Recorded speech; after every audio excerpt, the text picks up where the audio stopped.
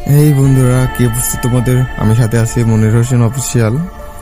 তো আজকে কিন্তু তোমাদের জন্য বর্ষার প্রথম প্রেম গল্পটা শুনে তোমাদের মনটা এত ভালো লাগবে, ঠিক আছে, বলে বুঝতে পারবো না। তো চলো দেরি না করে শুরু করা যাক।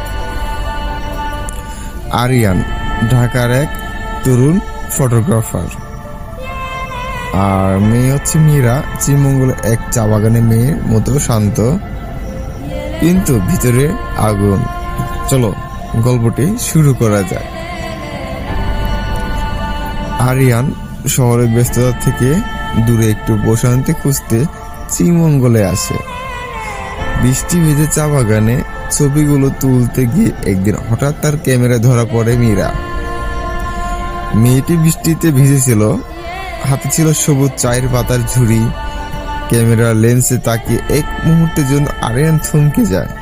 মনে হয় জীবনের সব শূন্যতা যেন এক পলকে পূর্ণ পেয়ে গেছে। পরের দিন আবার দেখা হয় চা বাগানে এক পাশে। আরিয়ান সাহস করে কথা বলে, তুমি এখানে কাজ করো? মীরা হেসে বলল, না, আমি এখানে থাকি, শুধু মাঝে মাঝে বৃষ্টিতে হাঁটতে ভালো লাগে। এই ছোট্ট বাক্যই শুরু হয় এক নতুন সম্পর্কের সূচনা। প্রতিদিন সন্ধ্যায় আরিয়ান মীরার জন্য অপেক্ষা করে চা বাগানে একটা পুরনো গাছের নিচে। তারা গল্প করে, ছবি তোলে, আর বৃষ্টিতে একসাথে ভিজে। সময়ের সাথে তাদের মাঝে গড়ে ওঠে এক গভীর ভালোবাসা। তবে গল্পের বাধা আসতেই হয়। একদিন আরিয়ান জানতে পারে মীরার পরিবার তাকে অন্য জায়গায় বিয়ে দিতে চায়।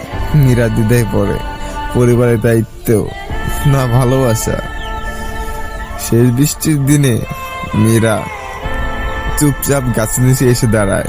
আরিয়ান তখন ক্যামেরা গোছাচ্ছিল। মীরা বলে, চলো বাকি জীবনটা একসাথে কাটাই। এই চা বাগানকে সাক্ষী রেখে আরিয়ান কোনো কথা বলে না, শুধু তার হাত ধরে। আকাশ তখন কাঁদছিল, কিন্তু তাদের মনটা হাসছিল। বন্ধুরা, ভিডিওটা কেমন লাগলো অবশ্যই কমেন্টে জানাবেন।